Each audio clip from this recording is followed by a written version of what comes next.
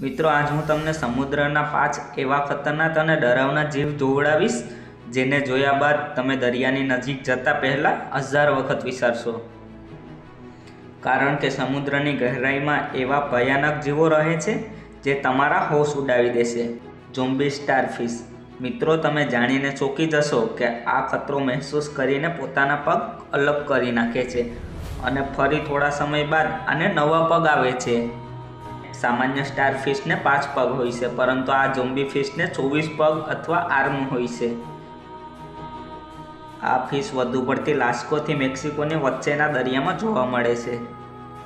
Tripod fish. આ એક સામાન્ય માછલી જેવી દેખાય છે. આના 3 પગ હોય છે, જેના લીધે આ ટ્રાયપોડ જેવી દેખાય છે. આ ખૂબ અંધારામાં રહેવાનું પસંદ કરે છે અને વસ્તુઓને જોવા અને સમજવા માટે તે તેની ઉપરના એન્ટેનાને વાઇબ્રેટ કરી મહેસૂસ કરી લે છે અને આ તેના ખોરાકને એન્ટેના દ્વારા ગળી જાય છે, જે તેના હાથ જેમ કામ કરે છે. Faceless fish. આની પાસે આંખો નથી હોતી, જેને પહેલીવાર 100 વર્ષ પહેલાં જોયું હતું અને પછી ફરી 2017માં આ જીવ દેખાણું હતું.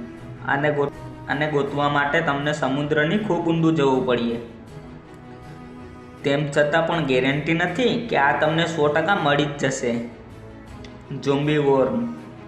આ દરિયાના તળિયામાં હોય છે, જેમાંથી ફક્ત 2% જ વિકસિત થાય છે.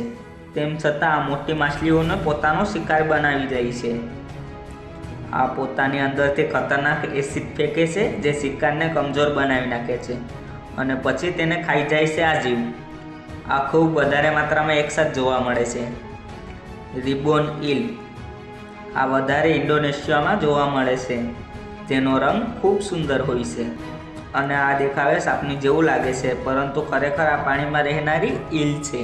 આનું મોઢું વધારે પડતું ખુલ્લું જ હોય છે અને આની લંબાઈ 25 થી 36 ઇંચ વચ્ચેની હોય છે. આનું શરીર ખૂબ પાતળું હોય છે અને લગભગ આ 20 વર્ષથી વધારે જીવે છે. તો મિત્રો, મને આ વિડીયો બનાવવામાં ખૂબ સમય લાગ્યો, પરંતુ તમારે લાઇક કરવામાં ફક્ત 1 જ સેકન્ડ લાગી, તો પ્લીઝ વિડીયોને લાઇક કરજો. અને હા, આવા જ ઇન્ટરેસ્ટિંગ વિડીયો જોવા માટે મારી ચેનલને સબસ્ક્રાઈબ કરવાનું ના ભૂલતા. તમારો બહુમૂલ્ય સમય આપવા બદલ ખૂબ ખૂબ આભાર.